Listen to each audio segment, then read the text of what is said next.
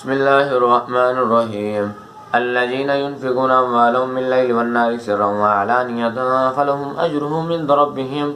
ولا خوف عليهم ولا هم يحزنون الذين يأكلون الربا لا يقومون إلا كما يقوم الذي يتخبطه الشيطان من المس ذلك بأنهم قالوا إنما البيع مثل الربا وأحل الله البيع وحرم الربا فمن جاءه موعظة من ربه فانتهى فلما سلف أمره إلى الله ومن عاد فأولئك أصحاب النار هم فيها خالدون يمحق الله الربا ويربي الصدقات والله لا يحب كل كفار أثيم إن الذين آمنوا وعملوا الصالحات وأقاموا الصلاة وآتوا الزكاة لهم أجرهم عند ربهم ولا خوف عليهم ولا هم يحزنون يا أيها الذين آمنوا اتقوا الله وذروا ما بقي من الربا إن كنتم مؤمنين فإن لم تفعلوا فأذنوا بحرب من الله ورسوله وإن تبتم فلكم رؤوس أموالكم لا تظلمون ولا تظلمون وإن كانت ذو أسرة فنظرة إلى ميسرة وأن تصدقوا خير لكم إن كنتم تعلمون واتقوا يوما ترجعون فيه إلى الله ثم توفى كل نفس ما كسبت وهم لا يظلمون.